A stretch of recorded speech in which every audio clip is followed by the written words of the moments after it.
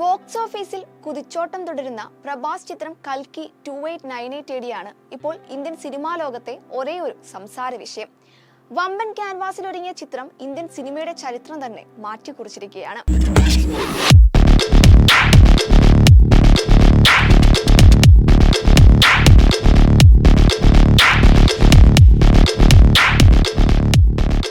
ബ്രഹ്മാണ്ഡ ചിത്രം കണ്ട പ്രേക്ഷകർ ഒന്നടങ്കം ഒരേ സ്വരത്തിൽ ചോദിച്ച ഒരു ചോദ്യമുണ്ട്: രണ്ടാം ഭാഗം എന്നെത്തുമെന്ന്.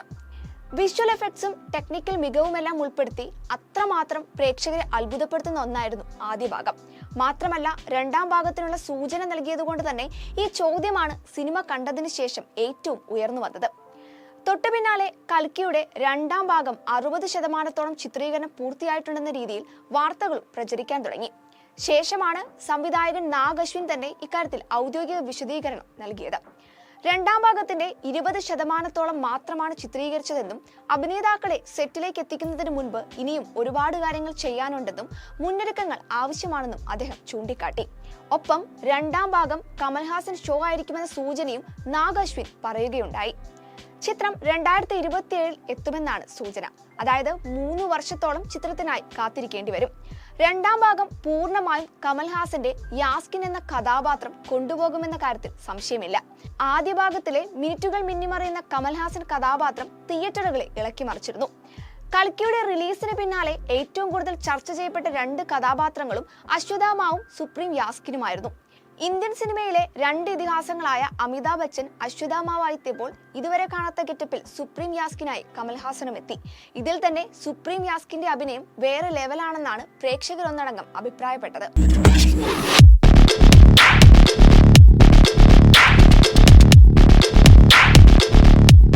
ഇന്ത്യൻ മിത്തോളജിയിൽ വേരൂന്നി പുരാണങ്ങളിൽ നിന്ന് പ്രചോദനം ഉൾക്കൊണ്ട് ഭാവിയെ തുറന്നു കാണിക്കുന്ന സയൻസ് ഫിക്ഷനാണ് കൽക്കി 2898 AD. കാശി, കോംപ്ലക്സ്, ശമ്പാള എന്നീ 3 ലോകങ്ങളുടെ കഥ പറയുന്ന ചിത്രത്തിൽ 3101 മഹാഭാരതത്തിൽ ഇതിഹാസ സംഭവങ്ങൾ മുതൽ AD 2898 സഹസ്രാബ്ദങ്ങൾ വരെ നീണ്ടു നിൽക്കുന്ന യാത്രയാണ് തുറന്നു കാട്ടിയിരിക്കുന്നത്. മഹാഭാരതത്തിലെ മഹാഭാരത യുദ്ധവും വിഷ്ണുവിന്റെ 10ാമത്തെ അവതാരമായ കൽക്കിയുടെ കാലഘട്ടവും ബന്ധപ്പെടുത്തി സഞ്ചരിക്കുന്ന കഥ. ചിത്രത്തിലെ വിഷ്വൽ എഫക്ട്സും മറ്റ് സാങ്കേതികതയുമാണ് കൽക്കിയെ ഹോളിവുഡ് ലെവലിലേക്ക് വരെ എത്തിച്ചിരിക്കുന്നത്. ഇന്ത്യൻ പ്രൊഡക്ഷനിൽ നിന്ന് ഇങ്ങനെയൊരു ചിത്രം നിർമ്മിക്കുക എന്നതും അഭിനന്ദനാർഹമാണ്.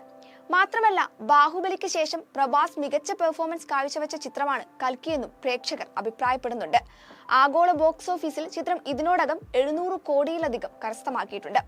അമിതാഭ് ബച്ചൻ, കമൽഹാസൻ, ദീപിക പദുക്കോൺ, ശോഭന, അന്നാബെൻ, ദിഷ പട്ടാനി, വിജയ് ദേവരകൊണ്ട, ദുൽഖർ സൽമാൻ തുടങ്ങിയ വമ്പൻ താരങ്ങളാണ് ചിത്രത്തിൽ അണിനിരക്കുന്നത്. എന്തായാലും ആദ്യ ഭാഗം ഇത്രയും ഹിറ്റായ സ്ഥിതിക്ക് രണ്ടാം ഭാഗം എന്താകുമെന്ന് പറയേണ്ട ആവശ്യമില്ല. ഒന്നിനേക്കാൾ മികച്ചതായിരിക്കും പാർട്ട് 2 എന്ന് നിസ്സംശയം പറയാം. Entertainment desk, movie world media.